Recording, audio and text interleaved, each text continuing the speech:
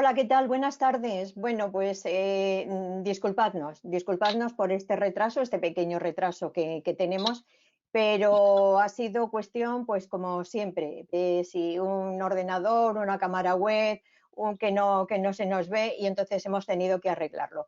Pero bueno, no pasa nada, tenemos el mismo tiempo, o sea que vamos a disfrutar de esta conferencia que nos va a dar Abel Cádiz y desde luego quiero desde aquí, y por no pasar el momento, ya le he dicho que le voy a robar solo 2 minutos, nada más antes de empezar, y quiero desde luego felicitar en este día 8 de marzo a todas las mujeres y por supuesto a todos estos hombres que son los que nos acompañan siempre también, que hay que decirlo, ¿eh? Entonces, muchas felicidades en este Día Internacional de la Mujer, que aquí en Audema se celebra todos los años desde que somos Audema y que además no vamos a dejar de celebrarlo nunca. También. Bueno, pues sin más, que es lo principal, en este día día 8 de marzo, como digo, comenzamos en Audema, como cada año, el festejo de la Semana de la Mujer, y debido a los tiempos difíciles que estamos viviendo, pues hemos tenido que alterar la distribución de actividades que siempre hemos hecho a lo largo de toda esta semana. Y aprovechándonos del maravilloso Internet que nos da esta oportunidad, pues hemos preparado dos estupendas conferencias, siendo hoy el turno de don Abel Cádiz, es un erudito además en historia y además es presidente de la Fundación Emprendedores. Como ya sabéis, Abel Cádiz es autor del libro La historia del poder y que en su momento, bueno, pues tuvimos la suerte de que lo presentara en Audema.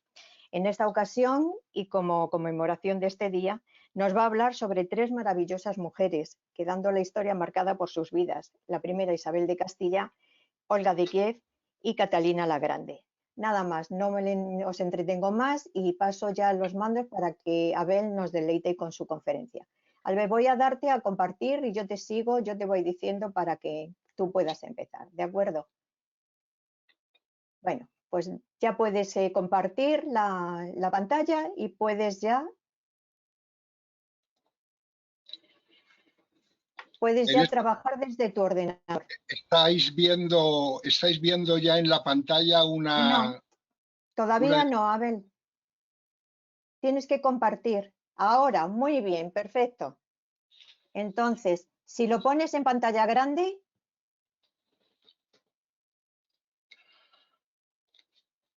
Lo tengo en pantalla.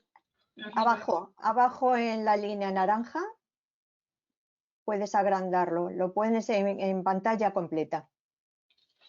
Bueno, es lo máximo que me sale. ¿Lo tenéis bien o Ahí no? lo tienes, ya te puedes guiar con ya lo sabes, con las flechas del teclado para delante y para atrás y ya está. Yo me quedo aquí detrás para cualquier duda que tengas, pues yo estoy aquí, ¿de acuerdo? Bien. Entonces estáis a la escucha, ¿no? Quienes habéis tenido la amabilidad de acompañarnos en este encuentro, coincidiendo con el 8 de marzo, vamos a empezar a desarrollar el contenido que habíamos seleccionado para esta conferencia, esta charla que vamos a compartir, que se centra, como veis en la pantalla, en tres grandes mujeres que yo he biografiado con mucho detalle en el libro La historia del poder y hemos seleccionado para este día los perfiles biográficos de estas tres mujeres. Vamos a empezar por Isabel de Castilla, por Isabel la Católica. Y vamos a hacer una reflexión previa para referirnos al momento que vivimos con el feminismo presente, porque yo creo que con esta charla, con estas tres mujeres símbolo, vamos a, o yo pretendo al menos, homenajear a las mujeres que ejercieron el feminismo con su ejemplo personal, con su actuación personal. Y en esas tres mujeres vamos a simbolizar a quienes no han tenido oportunidad ni de manifestarse, ni de desarrollar un discurso feminista, con una u otra incorporación ideológica, y que sin embargo a lo largo de su vida pues han mostrado la capacidad que la mujer ha tenido siempre para desarrollar toda su capacidad, toda su fuerza, toda su energía. Con esto pensemos en nuestras madres, pensemos en nuestras abuelas, pensemos en definitiva en las mujeres que han logrado sacar adelante a sus familias y han desarrollado un trabajo ímprobo, luchar contra las circunstancias, etcétera. Entonces vamos, por otra parte, hay que considerar que la mujer básicamente ha sido relegada en la historia por motivaciones religiosas, es decir, tanto el cristianismo como el islamismo, como el hinduismo, siempre han considerado que la mujer debería tener un papel subordinado. Recordemos la famosa frase de San Pablo, evangélica, de que las mujeres no pueden hablar en las asambleas, tienen que ser sus maridos los que tomen la palabra y los que, en definitiva, mantengan y desarrollen la situación.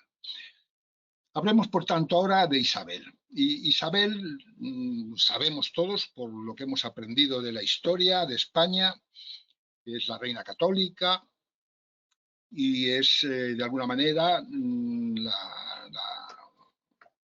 la reina que hace posible la unidad de España. Pero vamos a pensar en la Isabel joven, la Isabel que tiene que enfrentarse a una serie de situaciones adversas en un momento, como es el comienzo del siglo XV, en un momento en el que España está dividida en tres reinos. En el sur, aproximadamente, con una superficie de 30.000 kilómetros cuadrados y no más de 600.000 habitantes, está el Reino de Granada. Es lo que queda tras 8 años de presencia de los árabes en España. En el centro, ocupando la mayor parte del territorio, está, con 300.000 kilómetros cuadrados y 6 millones de habitantes, está Castilla. Y en su franja oriental, haciendo una larga frontera, está el Reino de Aragón, que tiene unos 100.000 kilómetros cuadrados y aproximadamente 1 millón de habitantes. Centrémonos en los dos reinos cristianos que van a unirse como consecuencia de una circunstancia singular. ¿Cuál es? Que el reino de Aragón, que gobierna Juan II, un rey astuto, un rey inteligente, pero que tiene un problema, y es que la parte del reino que tiene la frontera con Francia, es decir, Cataluña, sufre invasiones constantes de los franceses, que son un reino mucho más poderoso. Juan tiene una obsesión, quiere fortalecer su reino, fortalecer esa frontera, y entonces piensa que la mejor manera de lograrlo es casar a su hijo Fernando, chico joven, tiene 17 años, ha peleado en batallas en Gerona contra un intento de invasión francesa, ha tenido un hijo, ha hombreado, por tanto, ha tenido un hijo, incluso en su edad, tan joven, y lo quiere casar con la princesa Isabel, que a su vez es una mujer que está, una chica joven, tiene en ese momento 15 años, y está a expensas de lo que decida su hermano Enrique IV, que es el rey de Castilla. Un rey voluble, un rey tornadizo. Está casado con una portuguesa, una princesa portuguesa, y que tiene 2 hermanos, Isabel y otro más pequeño, Alfonso.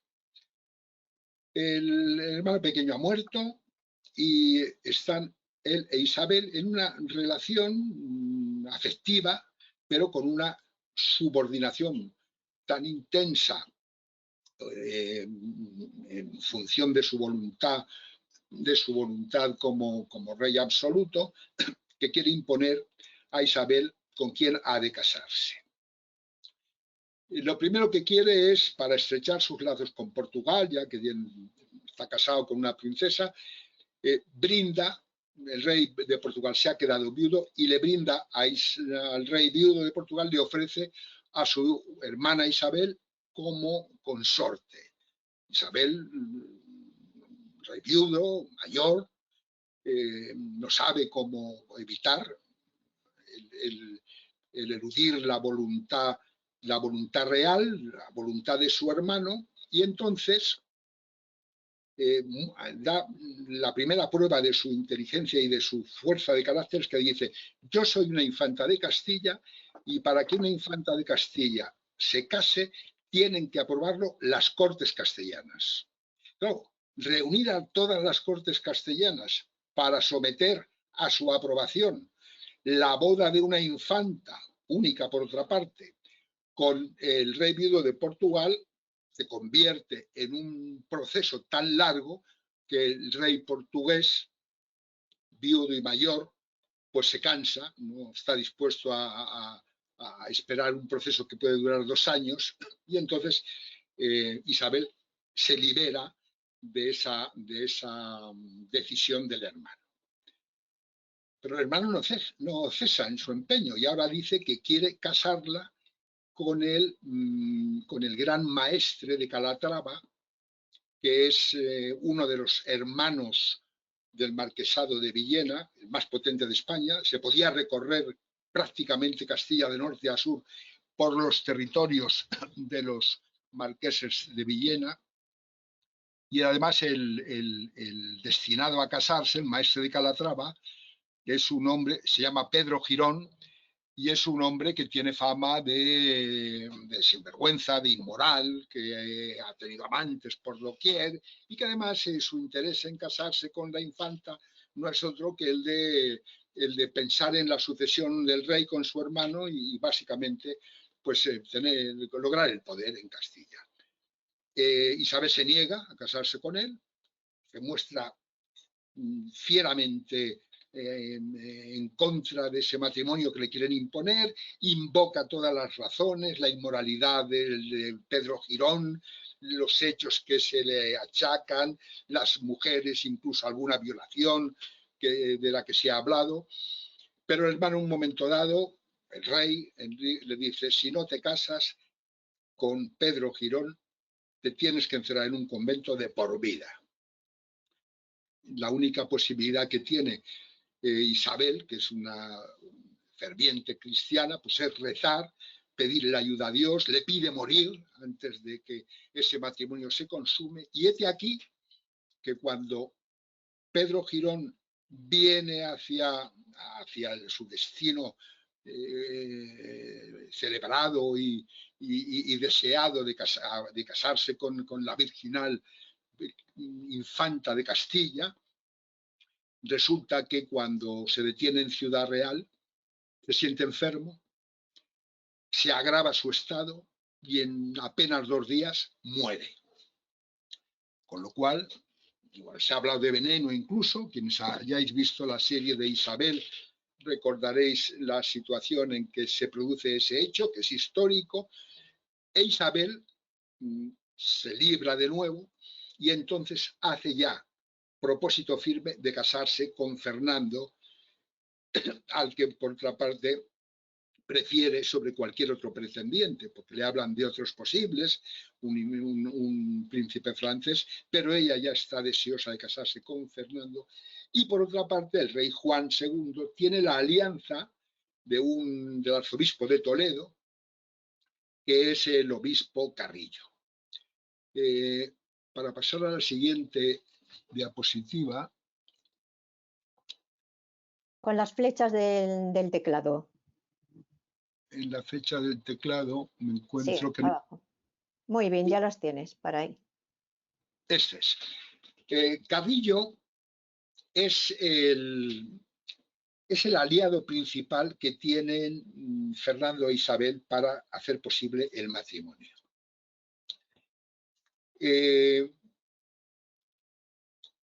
¿Cómo lo logran? Si se opone el marqués de Villena y se opone la familia de los Mendoza, que tienen un gran poder en España, Fernando, que es un joven, con coraje, con fortaleza y que realmente está ilusionado con ese matrimonio que se le ofrece, emparentar nada menos que casarse con la princesa de Asturias, la que va a ser sucesora en el trono de España. Se arriesga y con un grupo de 5 o 6 amigos se disfrazan de mercaderes y cruzan la frontera, tienen muchas dificultades y finalmente, cuando logra entrar ya a Burgo de Osma, encuentra el apoyo del arzobispo Carrillo y deciden casarse. Le comunican al rey Enrique IV que en ese momento está viviendo una etapa de cierta calidez con su hermana Isabel. Le comunican que el matrimonio se va a celebrar, no le gusta mucho, pero finalmente lo asumen. Y Carrillo, que está absolutamente empecinado en que la boda se produzca, Carrillo logra vencer las dudas que tiene Isabel, fundamentalmente por su fuerte catolicidad, porque son primos. Y para casarse esos primos tienen que pedir el permiso, una bula del Papa. Y lo que hace en esos momentos, sin más dilación, Alfonso Carrillo, es hacer una bula, falsifica una bula y logra que se casen. Y una vez que se han casado, los dos se preparan para mantener una relación de dependencia y suficientemente precautoria con Enrique IV, cuya volubilidad temen, que ha hecho posible que Isabel sea considerada princesa de Asturias, merced, aquí está reflejado en esta inscripción que hay en Guisando. Se recuerda el juramento de Isabel como princesa de Asturias y heredera del trono de Castilla. Costó lograrlo. El rey, en una fase concreta, el rey Enrique IV lo que hace es, de alguna manera, deja de reconocer a la hija que había tenido con la princesa Juana, la deja de reconocer como hija, porque le convencen de que la princesa y reina Juana de Portugal ha tenido un affair con un noble de la corte, que es Beltrán de la Cueva, de ahí el nombre de Juana la Beltraneja, y merced a esa circunstancia logra Isabel heredar el trono de Castilla. ¿Qué ocurre entonces? Que inmediatamente se produce una situación de crisis real, porque al morir el rey al morir el rey Enrique, el hermano de Isabel, ella va a heredar el trono de Castilla. Pero el rey de Portugal, a su vez, quiere hacer valer los derechos de Juana, hija del rey Enrique, aun cuando en un determinado momento no la reconoció por considerarla hija de una relación adúltera, pero sin embargo lo que ocurre en ese momento es que antes de morir la ha reconocido, y entonces el rey portugués quiere ejercer los derechos sobre el trono de España e invade España. Invade España, entra en Toro y Zamora, se queda allí, y ahí se vive un momento interesante, porque como consecuencia de la consolidación de Isabel como heredera del trono, en la corte quieren tener a Fernando como un rey consorte sin apenas poder. Ella, que está realmente enamorada de su marido, impone que se convierta en jefe militar. Él es un joven que sabe combatir, y logran vencer a los portugueses, logra vencerlos en la batalla de Toro y como consecuencia de ello se consolida. Y a partir de ese momento lo que Isabel se propone ya es lograr también hacerse con el reino de Granada. En Granada se había producido, Granada era un reino tributario, tanto en cuanto pequeño, era un reino tributario de Castilla, pero en el momento en que Castilla estaba viviendo las dificultades y las circunstancias adversas, entre ellas las derivadas de sus conflictos con Portugal y los conflictos con la nobleza, se habían negado a pagar el tributo. Un momento, además, lo recoge la historia, en que el sultán, cuando le llegan a pedir el tributo, como solía ocurrir en las situaciones tributarias, se niega a hacerlo y dice, aquí en Granada ya no se fabrica oro para los castellanos, sino alfanjes para hacer valer nuestros derechos y nuestras defensas. Se inicia una guerra, allí hay un problema de harén, como consecuencia de que el rey mete en su harén a una cristiana cautiva. Esto produce en su favorita principal, que es Aiza, produce una enorme rivalidad y un profundo rencor, y como consecuencia de ello se produce allí una división enorme en la que la sultana con su hijo Boabdil se enfrenta al sultán, y allí se produce una situación de conflicto que favorece la decisión de Isabel de iniciar la conquista de Granada. La conquista de Granada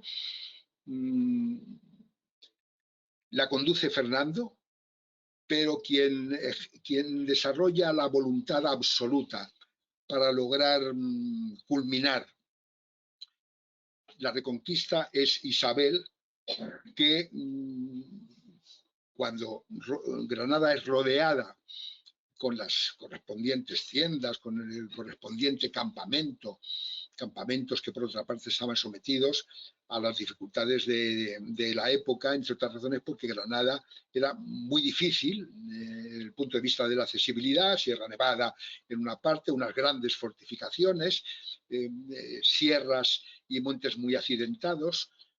La reina es la que logra recaudar fondos suficientes para conseguir dotar al ejército castellano de algunos cañones. Cuando aparece la artillería, las murallas dejan ya de ser inaccesibles.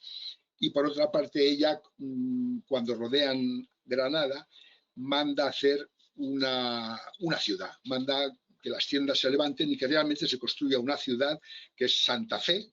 Le ponen incluso el nombre simbólico de que no se van a mover de allí hasta que se consiga.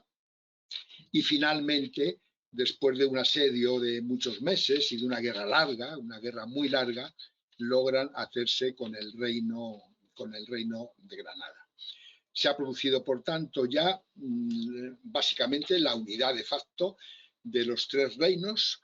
Está por una parte Fernando, que ya es rey de Aragón, está Isabel, que es la reina de Castilla, a la cual pertenece Granada por derecho de conquista, y el siguiente paso que dan para lograr ya la unidad de doctrina es cuando Isabel quiere imponer, y ahí es cuando le pide a su confesor, que es en ese tiempo Cisneros, le pide que trate de cristianizar Granada. Cisneros logra realmente desarrollar allí una tarea importante, y el siguiente paso que dan es la expulsión de los judíos. La expulsión de los judíos, en esta diapositiva que estáis viendo,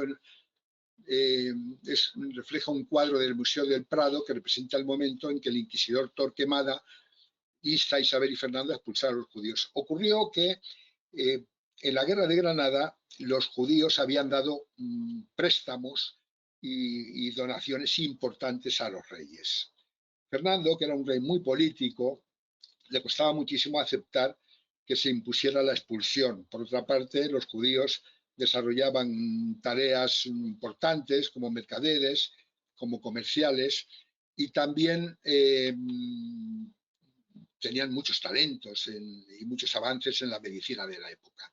Y como consecuencia de eso, pues les costaba aceptar que la expulsión los propios judíos buscaron la manera de llegar a acuerdos, de prolongar la estancia, de lograr dulcificar la medida, de donar más dinero, y ahí es cuando aparece este inquisidor Torquemada, que aparece aquí en el cuadro, y en un determinado momento, cuando están discutiendo los reyes la forma de evitar la expulsión, lanza con fuerza 30 monedas al suelo y les dice: esto es lo mismo que ocurrió con Cristo. Y claro, los reyes quedan absolutamente impresionados por una acción de esta manera y terminan expulsando a los judíos de España. El siguiente paso que marca lo que significó Isabel en la historia de España es la forma en que favoreció el descubrimiento. Isabel había tenido contacto a través de su primer confesor, había tenido contacto con un marino que la visitó en su momento en Alcalá de Henares. Aquí vemos en esta placa cómo se refleja la entrevista a la audiencia que había producido, porque Isabel estuvo muy vinculada a Alcalá. Aquí tuvo a su hija, Catalina, una hija que a los 3 años la prometieron con el rey de Inglaterra, Arturo, y que luego fue la mujer no solo de Arturo, que envidió de Arturo y se casó luego con Enrique VIII, y esta reina de Inglaterra nació en Alcalá justamente porque ellos se hospedaron durante muchísimo tiempo en el Palacio Arzobispal. Cuando se enojó por haberle relegado, Carrillo se enojó mucho con Isabel como consecuencia de haberle relegado el nombramiento de cardenal de España. El nombramiento de cardenal de España recayó en Mendoza, era el clérigo más importante de la época y los reyes pues, no tuvieron inconveniente en favorecer el nombramiento de Mendoza, entre otras razones porque influyó Juan II de Aragón y porque también el lograr el apoyo de los Mendoza era mucho más importante de lo que ya tenían, porque el arzobispado de Toledo básicamente lo tenían perfectamente controlado en el plano territorial. Pero tanto se enojó que quiero recordar, en una anterior ocasión me hice mención a ello, que el enojo de Carrillo, cuya imagen tenemos ahí en Alcalá de Henares, su escultura, el enojo fue tal que dijo en un determinado momento: yo saqué a Isabel de la Rueca y yo la llevaré a la Rueca. Y fue tal, además, la intensidad de su rabia con la decisión tomada al nombrar a Mendoza, un nombramiento que hizo el Papa por otra parte, pero por recomendación de los reyes, que en un determinado momento Isabel quiso reconciliarse con él y hizo un viaje a Alcalá con ese motivo, y antes de que llegara el arzobispo Carrillo le mandó un mensaje diciendo: decida a la reina que si ella entra por una puerta yo me salgo por otra. Es decir, esta era la actitud tal, y con esto tuvo ella también que vivir con esa enemistad que se materializó luego en que le mantuvo el arzobispado de Toledo aun cuando le quitaron totalmente el poder. Ya en la plenitud de su poder, Isabel, que había tenido esta entrevista a la que alude la placa que podemos ver en la casa de la entrevista, realmente la entrevista la tuvieron en el Palacio Arzobispal en el año 1436, Isabel la Católica con Colón. Fernando no fue muy sensible a aquella oferta y la oferta se produce de nuevo cuando, estando ya en el asedio de Granada, Colón se presenta, la guerra ha terminado, la conquista se ha producido, y allí es donde consigue entonces de nuevo Colón que la reina le escuche y favorezca la gran aventura que él inicia del descubrimiento de América, que es con la que culmina el reinado. Por tanto, y con esto concluimos, la referencia a... Ella había descubierto a Cisneros, que tras morir ella salvó la unidad de Castilla y Aragón. Ella fue quien pidió que le nombraran arzobispo. Él está enterrado en Alcalá, que le debe la universidad. Y finalmente ellos, los reyes, fueron enterrados en Granada. Ella había muerto en el año 1504, Fernando murió 12 años después, y fue su nieto, el emperador Carlos de España, quien, enamorado de Granada, donde pasó su luna de miel con Isabel de Portugal, ordenó hacer el sepulcro en el que descansan hoy los reyes católicos. Debemos, por tanto, a Isabel no solo la unidad de España, sino el gran ejemplo de lo que fue la primera gran reina en el poder de España. Y pasamos, por tanto, a referirnos ahora a otra mujer que dejó una huella también importante en el ejercicio del poder. Elisa, para dejar... Sí, puedes pasar con las flechas. Tú sigues Sí, con las flechas pasando. ¿A mí se me ve o estamos solo en las... Sí, se te está viendo y se te está oyendo perfectamente. La A ver, diapositiva también la veis, ¿no? sí, sí, se ve todo Bueno, muy bien. vamos a referirnos ahora a un caso absolutamente singular en la historia y muy poco conocido. Es el caso de Olga, que ha aparecido en el inicio de la charla, ha aparecido enmarcada como Santa Olga, pero antes de llegar a ser santa, vamos a detenernos un poco en analizar su singular biografía. Primero vamos a referirnos, estamos hablando, este es un personaje histórico que deja su huella profunda a la altura del siglo X. Cuando en lo que es hoy Ucrania se han asentado algunas tribus, y entre ellas hay un vikingo, se llama Igor, que es el marido de Olga, y que es un hombre que ha logrado hacerse líder de una serie de tribus que le rinden tributo. Incluso ha intentado en una ocasión guerrear con el Imperio de Oriente, en Constantinopla, la antigua Bizancio, y por tanto ha logrado una cota de poder importante que se materializa en un pequeño reino que se llama Rus de Kiev. Es el origen de Rusia, la Rus de Kiev. Pero he aquí que en una de las campañas Igor es asesinado.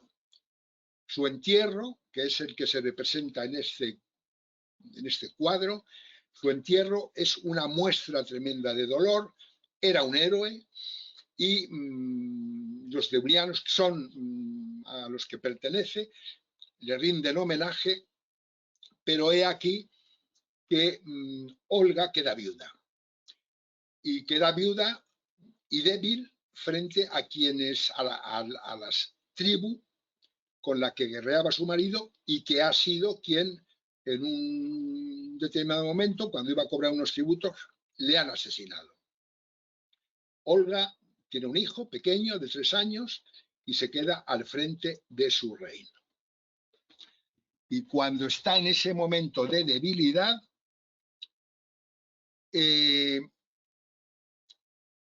los asesinos de su marido, el líder básico de la tribu de los deurianos que han asesinado a su marido, le dice, estamos en una etapa equivalente a lo que algunos de vosotros habréis visto, yo también lo he hecho, de lo que fue la serie de Juego de Tronos. Una época dura, una época tremenda, y el líder de los que habían asesinado a su marido presiona a Olga para que acepte casarse con él y le envía una comitiva de 20 notables para persuadirla. Estos 20 notables, emisarios de quien ha asesinado a su marido y quiere ahora desposarse con ella, son recibidos por Olga y en esa misma noche ella, que ha preparado ya la venganza, los manda a matar y los asesina.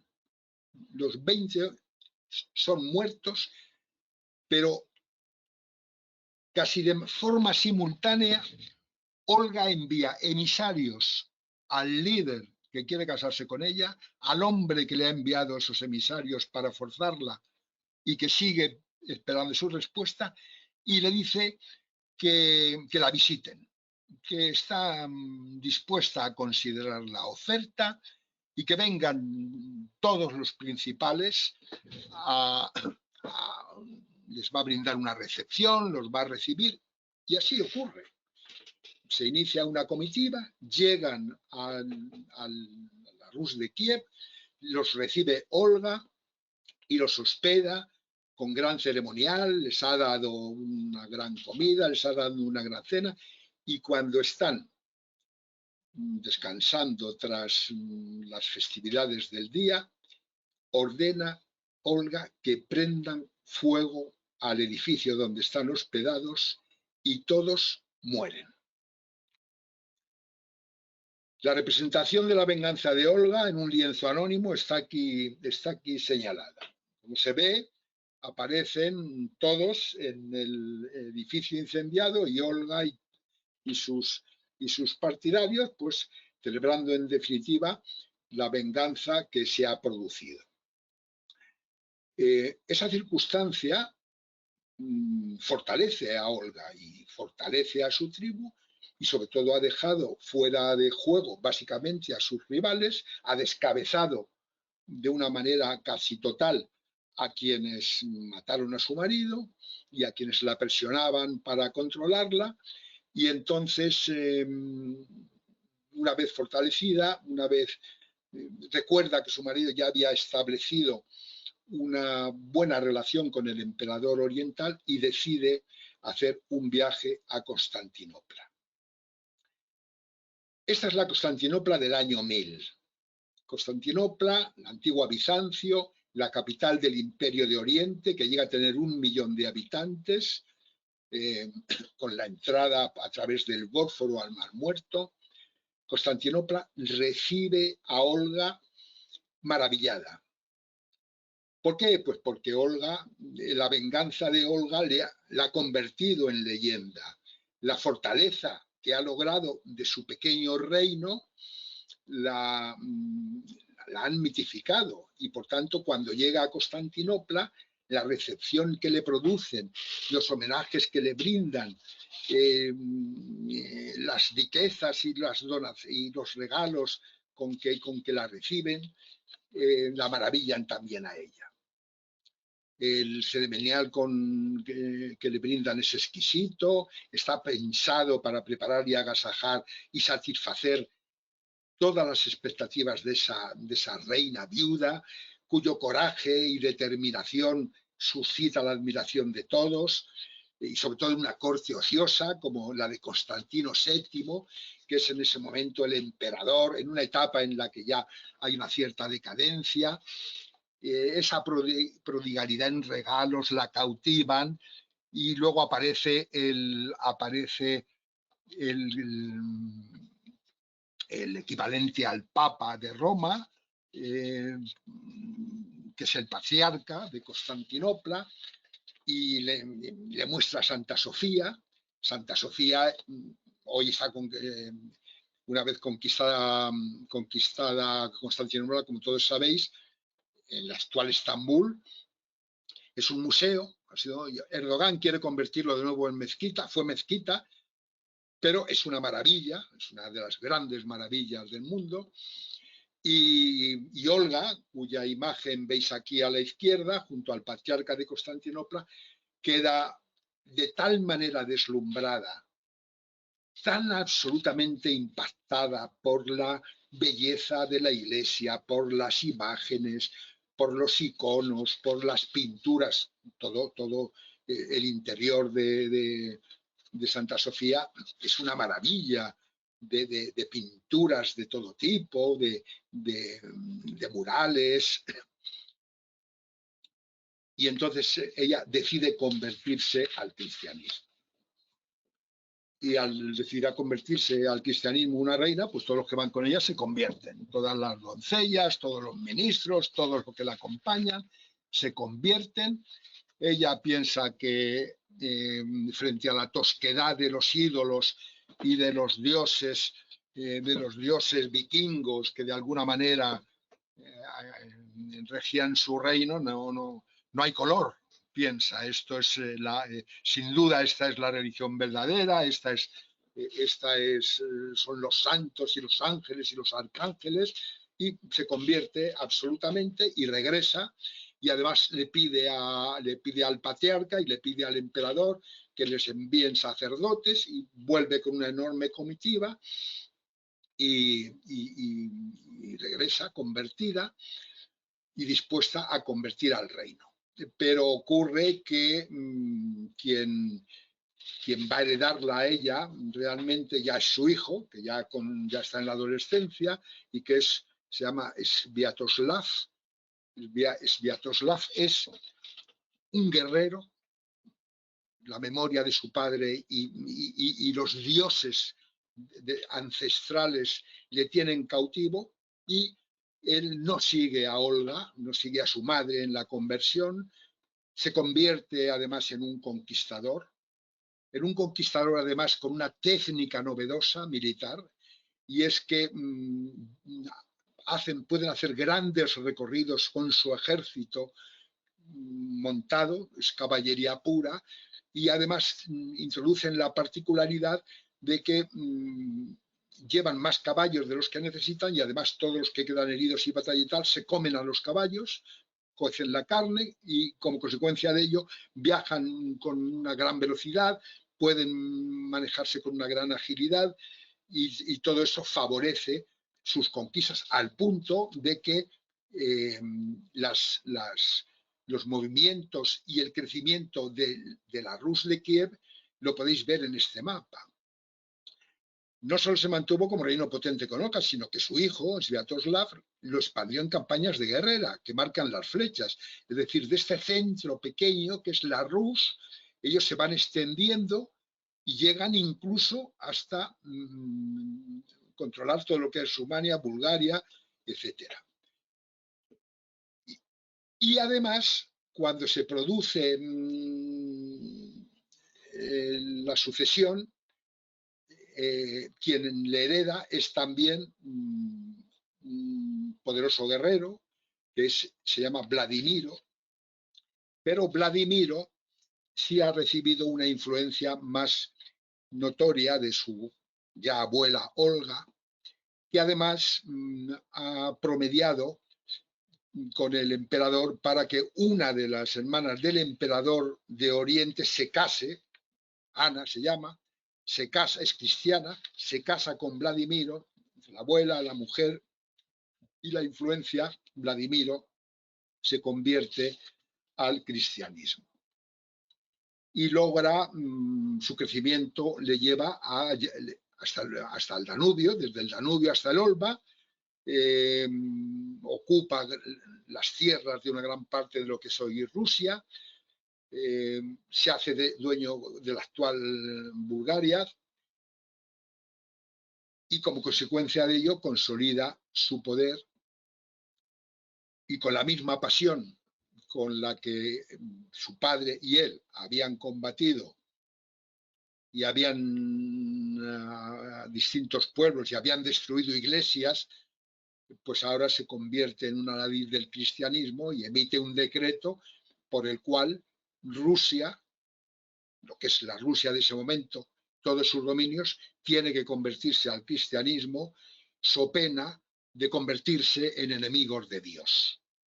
Y además, como toda fe de converso, Vladimiro lleva al extremo su religiosidad de que manda desenterrar a sus hermanos para hacerles un bautizo póstumo que les exima del pecado original que sin ellos saberlos arrastraron en vida. Tal fue la impronta que significó la etapa de Olga y de Vladimiro en la conversión de Rusia, que la Iglesia rusa los ha santificado. Por tanto, hoy en las iglesias rusas se pueden ver las figuras icónicas de Santa Olga y de San Vladimiro. E incluso en el momento presente, una de las más grandes condecoraciones que se dan en la Rusia actual, la Rusia de Putin, es la Orden de San Vladimiro. Por tanto, debemos a esta mujer también una huella importantísima en la historia, no solo de Rusia, sino en la historia del cristianismo. Rindamos, por tanto, tributo y homenaje a esta mujer, poco conocida, hoy Santa Olga para los cristianos ortodoxos, Olga, capaz, en definitiva, de haber desarrollado una venganza, como podría mostrarnos hoy en la serie Juego de Tronos, la Khaleesi, incendiando el palacio donde se ocultaban, o perdón, donde estaban hospedados todos los asesinos de su marido. Y pasaremos, porque nos quedan 15, 20 minutos, a la tercera mujer a la que vamos a dedicar atención, que es Catalina. Catalina de Rusia, llamada luego Catalina la Grande.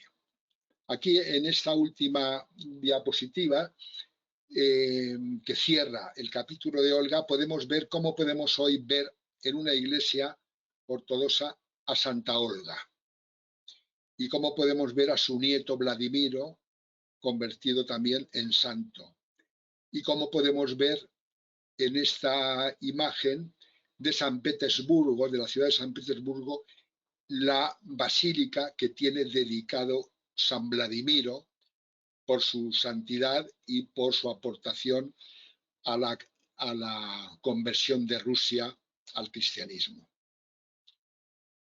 Pasamos, por tanto, a ver la figura de nuestra tercera mujer en el poder. Y empezamos por esta imagen que refleja a la zarina Isabel, Isabel de Rusia, una hija de Pedro el Grande, que se convierte en un determinado momento en zarina y que tiene a Pedro Ulrico. Pedro Ulrico es el futuro heredero, chico joven, tosco, carácter débil, a la que quiere buscar mujer. ¿Y qué hace la zarina Isabel para buscar su mujer, a Pedro Ulrico? Primero, quiere una princesa, pero no hay princesas disponibles y mucho menos princesas dispuestas en esos momentos a meterse en el mundo de Rusia, que es un mundo considerado por la Europa del momento salvaje, con siervos, con atraso secular, etc. Sí, gobernado por una dinastía, los Romanov,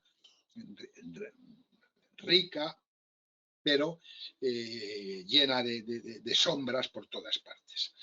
El hecho es que la zarina Isabel tiene un parentesco lejano con unos nobles alemanes, prusianos, que tienen una hija y que se llama Sofía Federica Augusta. Como aquí veis en la diapositiva, Sofía Federica Augusta es una princesa alemana cuya madre, ahí lo veis, era medio pariente de Isabel de Rusia. Le ha escrito que quiere conocer a Sofía, le ha mandado un mensaje a Federico II de Prusia, que es un rey poderoso, llamado rey sargento, en su época, un mensaje, la zarina diciendo, quiero quiero invitar a Sofía, que es una súbdita del reino prusiano, a que venga, y Federico inmediatamente considera también el valor político que tiene esa boda, invita a Sofía a Palacio para conocerla, queda sorprendido del desparpajo de la chica, les ayuda a madre e hija en el viaje, se hace viajar con escolta, un gran equipaje para que queden a la altura de lo que significa ese evento que va a producirse y que todos desean, y viajan a Rusia. La madre y ella van a San Petersburgo. Ella ya nunca volvió por las consideraciones y los hechos que van a acaecer, nunca volvió a su país de origen y llega a Rusia, donde va a casarse con el que va a ser Pedro III. ¿Qué ha ocurrido hasta que Pedro III se convierte en zar de Rusia? ¿Qué ha ocurrido? ¿Y qué ha vivido Sofía? Lo primero, Catalina llega a Rusia y queda deslumbrada del poder que ella va a tener. No conoce el país, pero entra en una corte opulenta, en una corte absolutamente deslumbrante, y se siente, ella es una princesa de letras minúsculas, muy secundaria, no tiene ninguna posibilidad, salvo esa, de convertirse en una mujer de poder, y su sentido y su carácter y su fortaleza le hacen entrever inmediatamente que puede tener un gran destino. Y el primer inconveniente que tiene que vencer es que ella es luterana y tiene que hacerse cristiana ortodoxa. Y tiene un problema, y es que le ha prometido al padre, que es un luterano firme, le ha prometido que ella no va a dejar nunca la fe luterana. Entonces, lo primero que hace es, el gran patriarca ruso le dice que realmente son solo unas formas las que las separan, que la fe es la misma, que no se preocupe, que no tiene que tener problemas de conciencia. Y ella se lo transmite así al padre, acepta inmediatamente la conversión, se dedica con ahínco a aprender ruso. Ella quiere rusificarse. Ha escrito al padre, ha dicho, y en tanto ella está viviendo esa etapa intensa de lo que llamaríamos aprendizaje, entender la corte, entender el país, aprender la historia, aprender ruso, conectar con quienes ven con recelo su presencia en la corte. Pedro, chico joven, que no tiene formación, en principio la acepta con gusto, pues tienen la misma edad prácticamente, y él estaba sometido a una disciplina militar que le resultaba agobiante, y ya tiene una amiga con la que hablar, pero realmente no hay en ellos ningún otro sentimiento, ningún otro deseo, mucho menos atracción física. Encima, Pedro coge la viruela y todo puede frustrarse si fallece, porque enferma gravemente, logra salir de la enfermedad con la cara deformada. La zarina Isabel incluso piensa que es tal la deformidad, tal la escualidez que le ha producido la viruela a Pedro, que teme incluso que Sofía desista, pero Sofía está decidida a la boda. La boda se celebra, una circunstancia que muestra en qué medida las situaciones por las que va a pasar ella son absolutamente inesperadas y duras, es que cuando se han casado, tiene 16 años, espera en el lecho nupcial a su marido, está nerviosa y pasan horas y horas, oye voces. Pedro está bebiendo con sus criados y sus amigos en en la antecámara, escucha los chistes, las risotadas, y cuando entra en la alcoba está borracho y se duerme como una marmota. No ha habido, por tanto, relación entre ellos. ¿Pero va a haberla? No va a haberla. Pasa el tiempo, pasan años y la corte murmura. ¿Es que será estéril? ¿Será estéril la alemana? Solo ella sabe el secreto. Es que sigue siendo virgen. Y se desfoga con deporte, cabalgando, lee libros de historia, descubre a Voltaire, descubre a Diderot, va creciendo en cultura, en saber. Entre tanto está en la corte, ve pasar desfilando por la alcoba de la propia emperatriz Isabel a tantos y tantos favoritos, a los que encumbra con títulos, y ella es la única, dice, en un determinado momento piensa, en esta corte fornica todo el mundo menos yo. Y entonces aparece en un noble en la corte, y que pertenece a una de las familias más antiguas de Rusia, y lo convierte en su amante. A los 23 años, es decir, ella ha pasado desde los 16 hasta los 23 años sin haber tenido una relación completa con Pedro Ulrico, porque Pedro Ulrico no puede dejarla embarazada. Está incapacitado para la cópula. ¿Y por qué? Porque tiene una fimosis extrema. Cuando ya esto es un hecho conocido, esto se interviene la zarina Isabel, esto tiene que resolverse de alguna manera, y entonces, en connivencia con un cirujano que ha designado la emperatriz y sus amigos, lo cogen a Pedro, lo sujetan y eliminan el obstáculo. Por fin puede copular con Catalina.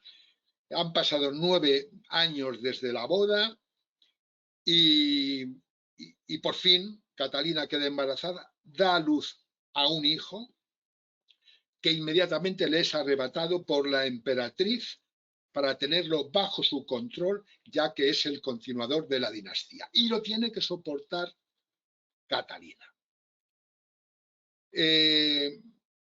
Al punto de que en un determinado momento le dice a Isabel que quiere ver a su hijo y que si no, pues que se marcha, que esto no es posible, y entonces logra un pacto, un acuerdo por el que puede ver a su hijo un día a la semana. Tiene una segunda criatura, que es una niña, y también le es arrebatada igualmente por la zarina Isabel. Su hijo, que se llama Pablo, ya tiene 5 años y realmente mira a Catalina como si fuera una extraña, está en un bucle complicado, difícil, y en ese momento es cuando muere la zarina, enero de 1762, como veis aquí, y entonces Pedro III se convierte en zar de Rusia. Y se convierte en zar de Rusia en un momento en que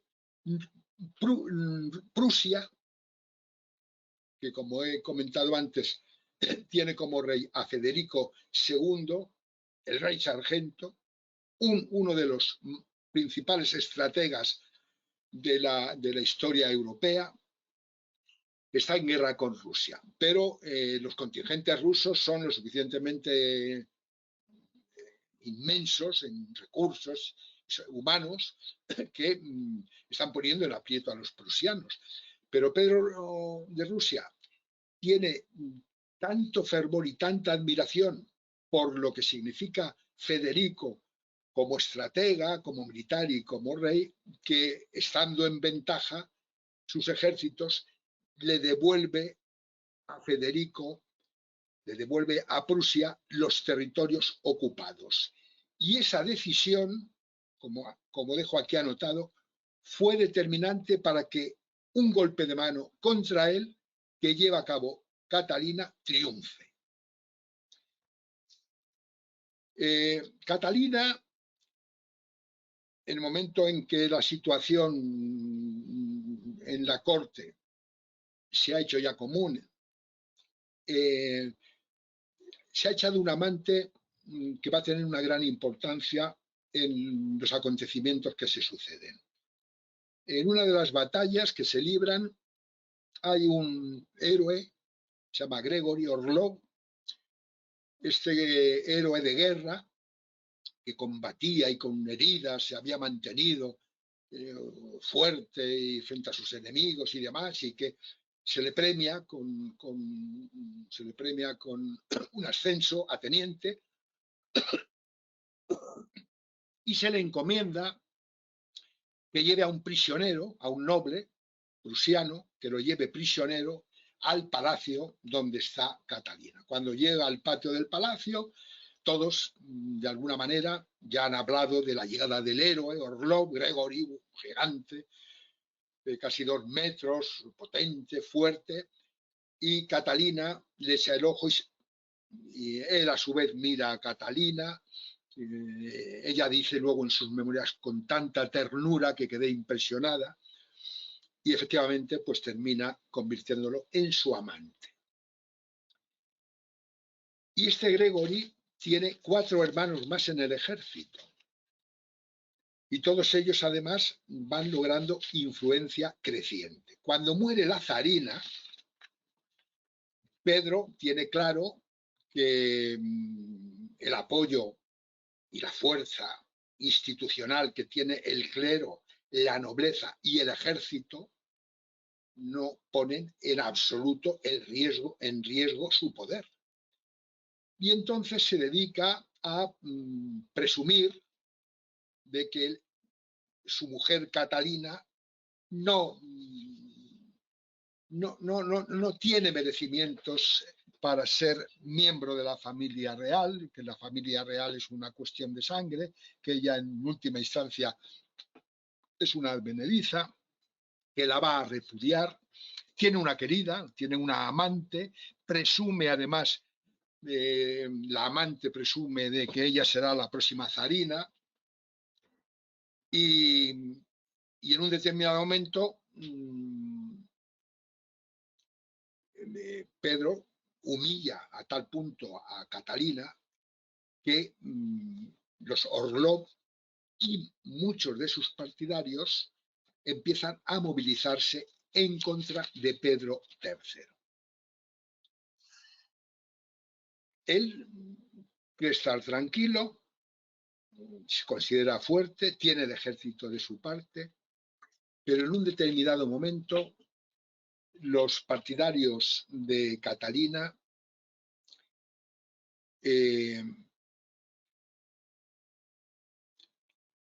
hacen un motín, un intento de golpe, van hacia donde está él. Estos son los 2 personajes principales, Gregory Orlov a la izquierda, el que fue amante de Catalina, y Alexander, su hermano, que fue decisivo en el golpe de Estado.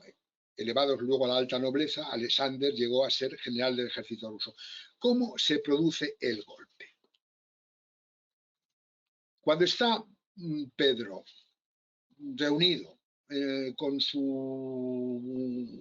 mujer y disfrutando tranquilo en un descanso concreto, se produce un movimiento de tropas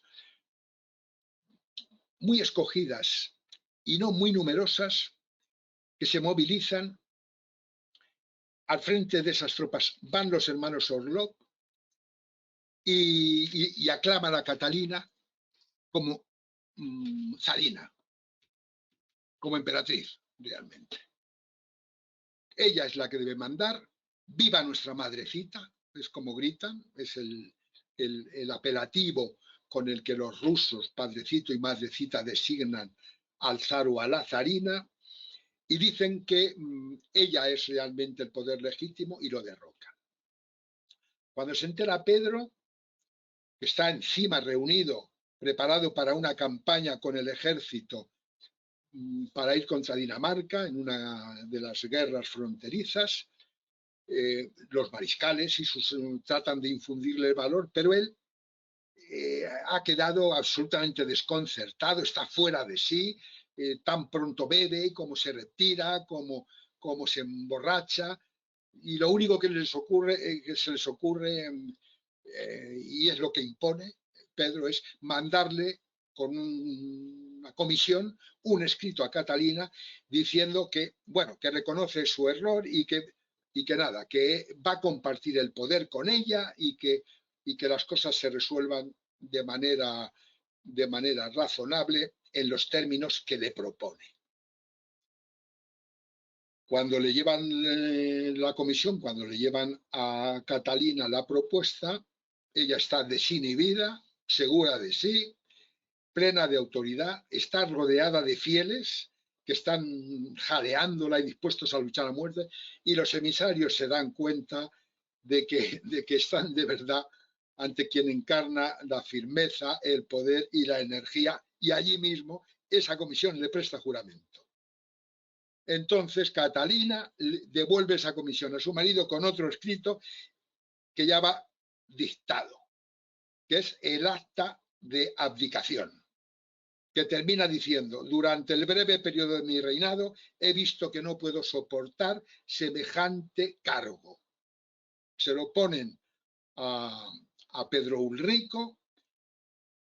Es Grigori quien lleva el escrito, un gigante de casi 2 metros, y Pedro Ulrico se desmorona, lo firma y se convierte en un pelele. Alesi, que es el astuto de los Orlov, lo mete en un carruaje y lo envía a un castillo bajo custodia.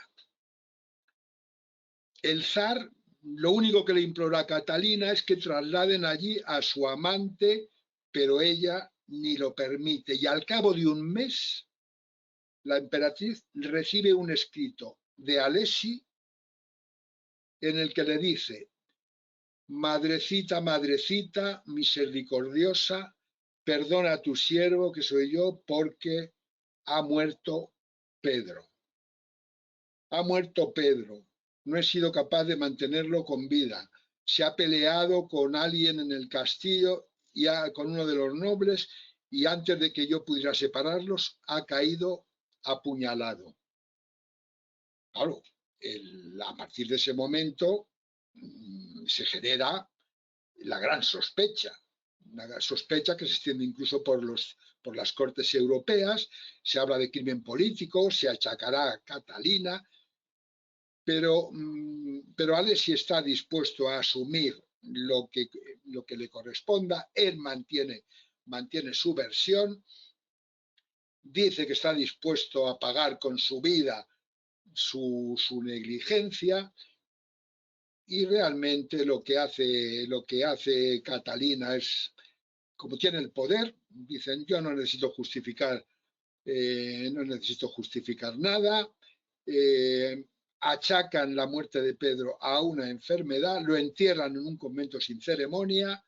Ella ni siquiera asiste al sepelio porque ha hecho que el Senado le pida que no la someta a emociones que puedan dañar su salud, y la patria rusa necesita a su madrecita, la emperatriz, y en ese momento Catalina se convierte en la mujer más poderosa de Europa.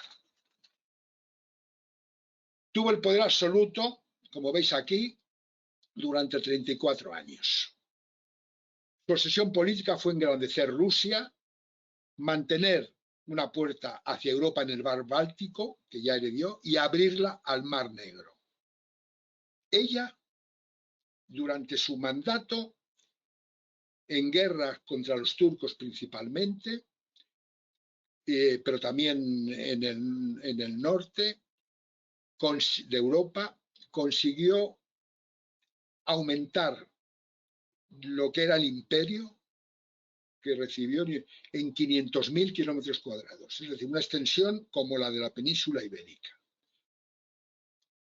Pero su obsesión cultural fue llevar a Rusia la filosofía jurídica europea, su arte. Ella, que hizo el gran palacio de Catalina, que se puede ver en San Petersburgo, dedicó una parte del palacio a museo, ordenó a sus embajadores que compraran obras de arte y cuantas joyas se pudieran comprar en Europa. Este es el palacio en una versión actual, y al fondo se ve lo que significó el Hermitage. El Palacio de Invierno fue su residencia. La creación del museo fue su obra, y que la inició además con 225 cuadros de pintura holandesa y flamenca. Y todo lo que compraron sus embajadores fue destinado al Hermitage, cuya imagen actual es esta. Para quienes hayáis ido a San Petersburgo, tenéis ocasión, es absolutamente impresionante lo que significa el Hermitage, y lo que tanto en contenido y riqueza artística como en su propia extensión y en su propia imagen externa.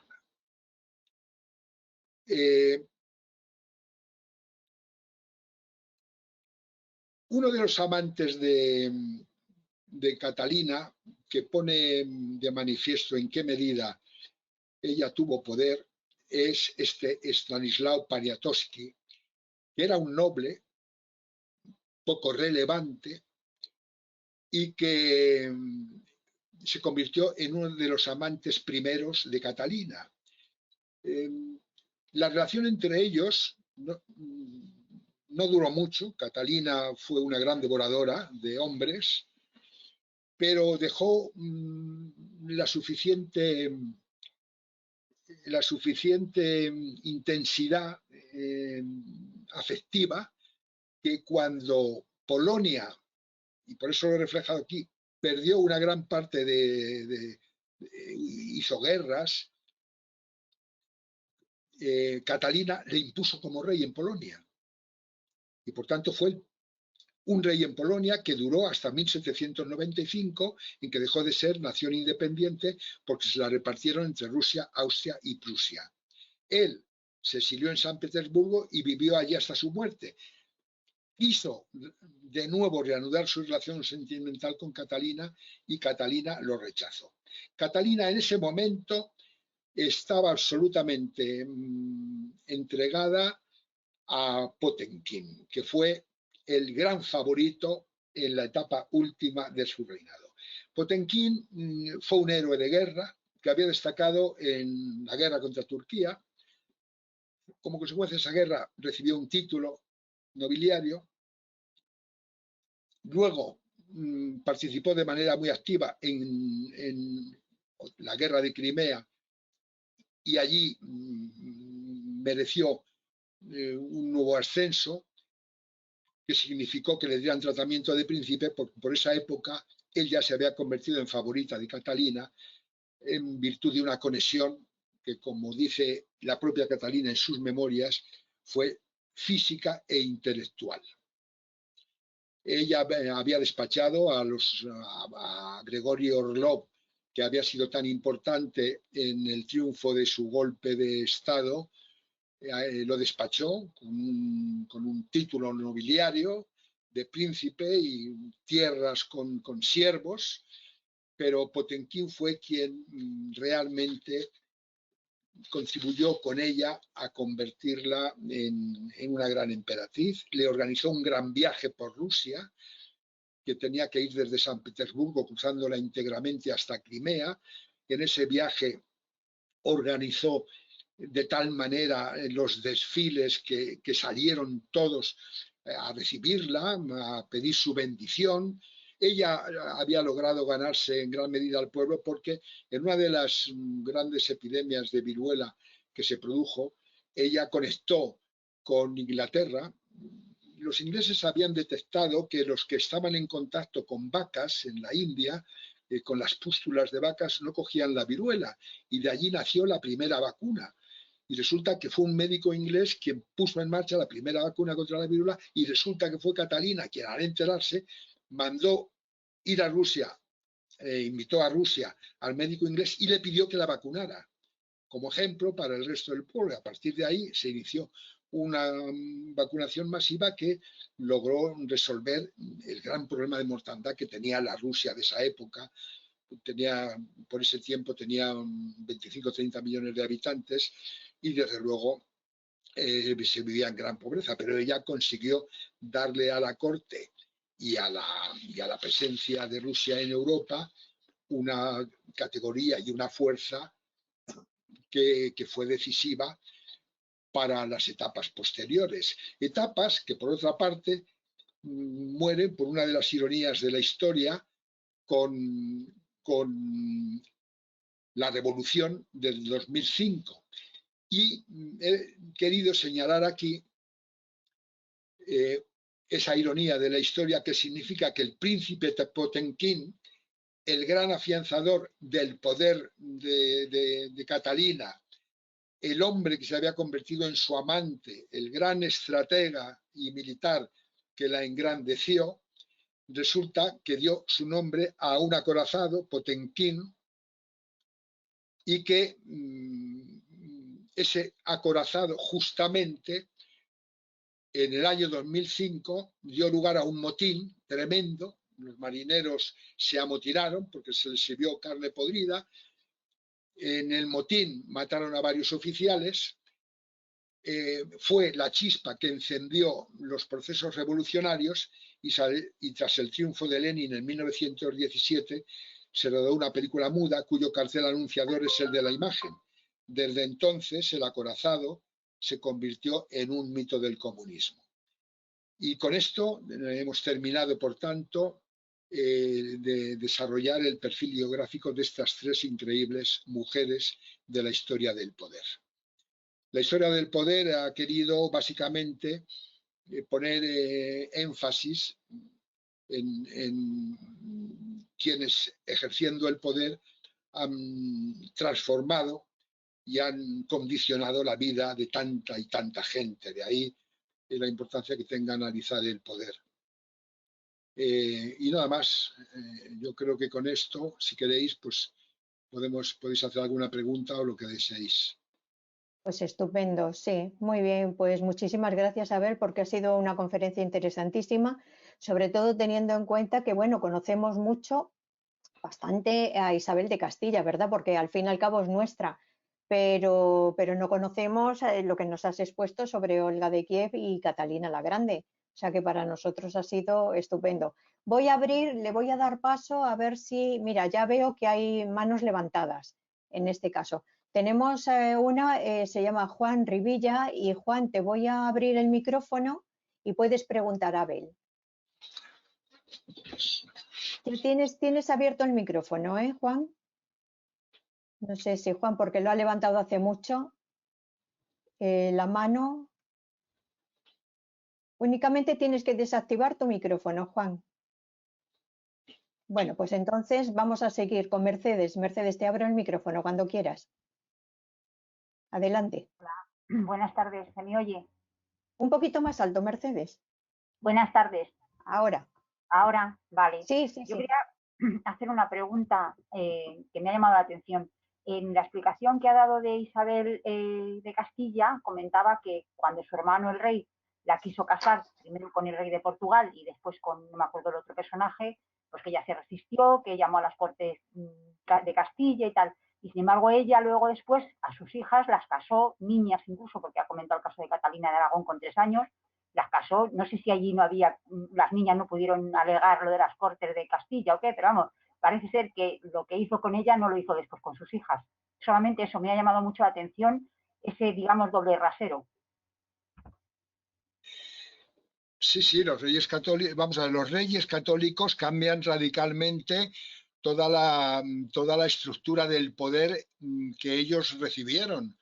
Primero, ellos fueron unos monarcas muy débiles, básicamente dependiendo de la voluntad no solo de los nobles, los Mendoza, los Carrillo, estos que quisieron casarse con ella, Pedro Girón, que casó con ella, con su hermano, y cuando consiguen la unidad y consiguen el Reino de Granada y consiguen derrotar a Portugal, ellos se convierten en reyes absolutos y radicalmente su voluntad se convierte esencialmente en ley. no solo casan a su hija Catalina, casan a todos sus hijos. A su hija Juana la casan con un heredero del trono de Austria, Felipe el Hermoso. A su hijo Juan lo destinan a una princesa portuguesa, lo que pasa es que muere de niño. A su hija Catalina la casan con el rey inglés. Es la política matrimonial que hizo posible luego el Imperio Español, porque justamente de todos los matrimonios, el de Inglaterra hizo posible que Felipe II fuera rey de Inglaterra. Detalle poco conocido. Porque como consecuencia de los matrimonios reales, Felipe II en su momento se casó con la reina de Inglaterra. Realmente se mantuvo con rey muy pocos años y luego además tuvo el episodio, como sabéis, de la guerra que dio lugar al desastre de la Armada Invencible. Pero la otra hija, Juana, llamada luego la Loca, tuvo como hijo con Felipe el Hermoso a Carlos, que heredó la corona de España y luego heredó la corona de Inglaterra, con lo cual se convirtió en Carlos I de España y V de Alemania. Y de ahí el imperio. Sí, los reyes fueron absolutos. Es una época que no podemos juzgar de ningún modo con óptica del presente, porque entre las distintas decisiones que Isabel tomó, una fue la cristianización de Granada, que se hizo a martillazo limpio. Y además se la encomendó a Cisneros. ¿Por qué? Pues porque su anterior confesor Hernández de Talavera era muy blando. Y en un determinado momento vieron que allí se seguía practicando el culto, que las vestimentas y las costumbres seguían siendo moras, y entonces dio un golpe sobre la mesa y cambió radicalmente la situación allí. En un día se convirtieron 3.000 moros.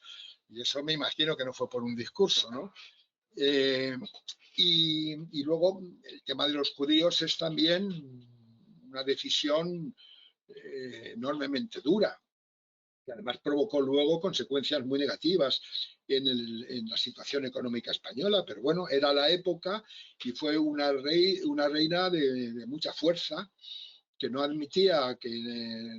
Bueno, de hecho, ya conté en una anterior charla sobre Cisneros que sus encontronazos con Cisneros fueron de época, porque ella fue la que se empecinó en que fuera arzobispo de Toledo y él no quería de ninguna manera, y a los 6 meses él tuvo que aceptarlo, por sí o sí, pero tardó 6 meses en aceptarlo. Bueno, muchas gracias, Mercedes. Mira, Abel, nos dicen por aquí que ha debido de haber un pequeño error en una de las diapositivas que has puesto, en el amotinamiento del Potequín. Nos dice que fue en 1905, nos lo dice Isabel Jiménez, y creo que ha habido una equivocación. En 1905, y creo que en tu diapositiva estaba 2005. Claro. 1905. Sí. Por el 2005 ponías, 2005. Claro, yo lo he visto muy cerquita, muy cercano, pero bueno. Sí. Ahí ha fallado los dedos han fallado. El gran conflicto, sí. El inicio de la revolución fue en el 2005 y en el 2017 fue ya la toma del Palacio de Invierno y fue cuando logró triunfar y lo convirtieron, cuando hizo la película Stein, fue cuando lo convirtieron en mito. Bueno, verás que corregiré la diapositiva. Aquí están a la que saltan, o sea que se fijan en todo, pero bueno, lo agradecemos muchísimo. Agradezco la advertencia, sí. Muy bien. Bueno, pues no hay ninguna pregunta más, ninguna intervención más. Únicamente, bueno, pues nada, si quieres tú decir algo, yo por mi parte y en parte de Audema. A mí me preguntó uno de los asistentes si quería comprar el libro, ¿qué hacer? Y le dije que lo pidan a ti, que lo pidan a Audema y luego yo lo envío dedicado. y mantenemos el descuento que hacíamos, como Amazon pide por este libro, que es un libro de bibliófilos con 90 ilustraciones y tal, Sí, sí, pide sí. 50 euros, pero los que lo pidan a Audema lo reciben por 35. Muy bien, pues entonces lo podéis pedir, Ese claro, amigo además me lo ha pedido porque él ya lo había comprado, pero me dijo, es que quiero regalar uno, me sí. mantendrán el precio. Y dije, pues sí, el que quiera regalar uno pues, dedicado, pues se le mantiene el precio de los Muy 35 euros. bien, pues entonces que escriban a audema19@.org y nosotros pues os traspasamos las peticiones como hemos hecho en la anterior ocasión. Os Muy bien, pasamos las y vosotros ya os encargáis de hacerlos llegar a todos los que lo pidan. perfecto. Claro, repito, audema19 gmail, espera, me parece que lo he dicho mal. Audema19@gmail.com. Lo he dicho mal al principio. Es gmail.com. Audema19gmail.com. Bueno, Y bueno, pues he oído que la primera pregunta la quería hacer Juan Rivilla, es gran amigo. sí, sí, sí, pero Juan, no está, estoy. muchas gracias por estar aquí presente. Como Sí, el, sí, sí, Juan como Rivilla, vamos a del ver, COVID hacerlo, nada, ya tendremos oportunidad de hablarlo. yo A se lo partir he de Juan, vuelto a, por si acaso, Juan, si está todavía, porque le veo conectado. Sí, mira, va a hablarte, Juan. Juan, adelante. Juan tiene problemas con el micrófono. No toques. Sí, sí, sí, ahora se te oye, Juan, dime. ¿Sí? No sé, no sé. ¿Sí? No, no sé, a Juan no se le oye. bueno, No se le oye. Si quieres escribir, puedes escribir y se lo tenemos traspaso yo a oportunidad Abel y nada. venga, Bueno, pues muchísimas gracias, Abel, de a nuevo, vosotros. por haber inaugurado esta semana de la mujer y por haber estado aquí una vez más y habernos dado también, además, esta conferencia tan estupenda. Y es verdad, te doy toda la razón y nosotros siempre lo decimos, que la historia hay que mirarla con las gafas de la historia, que no podemos mirarla pasarla al tiempo que estamos viviendo, hay que vivirla en su tiempo, en su momento, ¿verdad? ¿Qué es eso? Hay que ponerse las Así gafas es. de la Bueno, historia. sí, sí, la historia del poder es un muestrario increíble de situaciones, de acontecimientos, de hechos inauditos. Bueno, hay personajes que son absolutamente deslumbrantes y todos muestran naturalmente una conducta a tenor con lo que vivieron en la época. Muy bien. Hay algunas otras mujeres en el registro global que que han dejado hitos absolutamente impresionantes. Pero en fin, eso tendremos Lo oportunidad de dejamos volver. para otra ocasión, Muy bien, entonces. Bueno, pues nada, un abrazo a todos. Muchísimas gracias, Abel. Un abrazo y muy ya bien, hasta la próxima. Que perfecto. descanséis. Hasta la próxima. Gracias. Muy bien, gracias a vosotros.